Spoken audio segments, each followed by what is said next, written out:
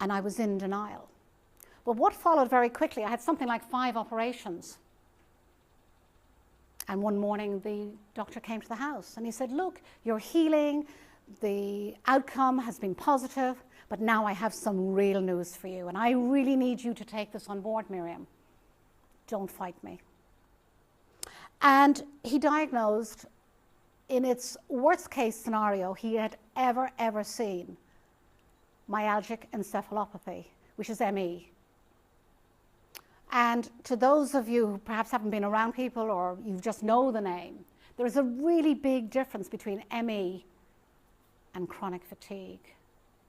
Chronic fatigue is, for a lot of people, it's burnout, and it is horrendous and challenging. But there is a way of managing it, and there is a cure, and you can go on to live a very healthy life.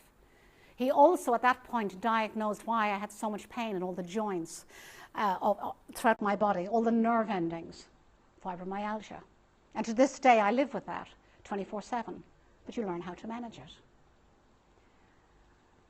When he mentioned the words ME, I'd heard about it, I'd helped other women with it, but I never thought, I said, I'm sorry, I really don't have time for this. How those words came to haunt me. I went into total denial. 3 years passed, nothing had changed. I was still overwhelmed by what was happening. I really hadn't taken in or accepted how I was. And I described myself as a plant in a pot, looking out at the world looking out at me. But I couldn't move, couldn't do anything. Chris would leave in the morning for work, and I would still be in bed when he got home. It takes energy to sleep, it takes energy to eat, it takes energy just to get down some stairs. And then one day, I realized there was no fairy godmother in this. There was no magic wand. I, and I alone, had to take responsibility for how I was and how I perhaps could change and manage my life differently. So I started to research everything I knew about ME and about fibromyalgia. And over a period of time, I started to put together a program that worked for me. How I ate clean food, organic food, and even though I'd always had a very healthy life, eating program and exercise program, nothing was being absorbed because my immune system had been shot to pieces. How I exercise, now, from a woman who would exercise for an hour and a half, 2 hours a day, 30 seconds would leave me exhausted. And I ordered a little trampoline in the garden. And I could just about, I start maybe 15 seconds, 20 seconds, 30 seconds. Life still hadn't improved as I would have wished it. And I suppose I hadn't really changed my mindset of how I had to do things completely differently. But the one great thing was, out of nowhere, all these words started to flow. And within 10, 15 minutes, one particular day, I had a poem, the structure, the foundation of a poem.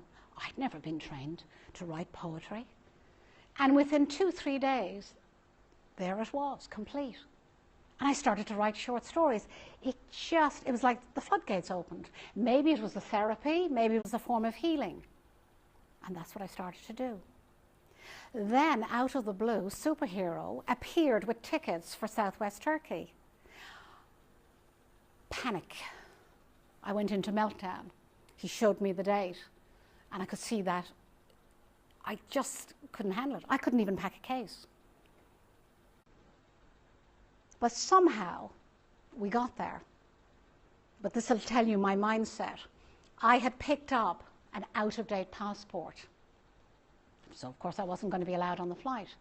And luckily, a friend and a taxi got the up-to-date passport with me, and off we went. But it took me 5 days to recover from that journey. That was the first time Chris and I ever had been away together. And after 5 days, Chris almost carrying me into the sea. I've always loved the sea, the healing sea. I've always loved swimming. And maybe I was a mermaid or a dolphin in my old life, and maybe I'll even come back as one. But you know, within minutes of being in that sea water, I felt different. I felt energized, like I hadn't in years. And I said to Chris, at the end of those 15 days, there was that much energy that I hadn't felt for years. What would happen if I started to spend more time here? And it was a challenge, but I did it. Armed with a little word processor, a notebook, many notebooks and pens, I started to spend 7 to 8 weeks at a time in southwest Turkey, which has actually been proven, along with India and Portugal, to really support those who live with energy challenging illnesses and MS. And I started to learn the language. I started to embrace the culture, Eastern culture. And in 7 weeks, I'd written 6 poems and about 3 or 4 short stories. And then, with another great big leap of faith, Chris and I decided that I would spend 5 months a year in southwest Turkey. He was with me, of course, all the way. So in May 2003, we headed to Turkey. And in that first year, we were near the sea. And I really thought that's where I was going to find my healing. But sadly, it didn't work out. And we ended up a year later in the mountains. Well, I'm not a mountain girl. I never considered myself a mountain girl. I'm definitely more of a beach girl. It took me another 3 years to accept this very different culture, very different way of living, but also that I hadn't still fully accepted how I needed to be in order to manage my life every day. But at this point, I was actually writing for other websites. We call them blurbs in those days. Now we call them blogs.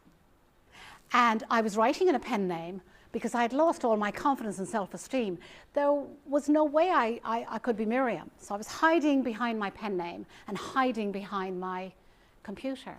But the response was really positive. I got so many invites for tea. And one day I remember my lovely Turkish neighbor saying, "Miriam, no stress. Why are you still stressing?" Because I kept thinking and hankering at the old life. But that old life hadn't worked.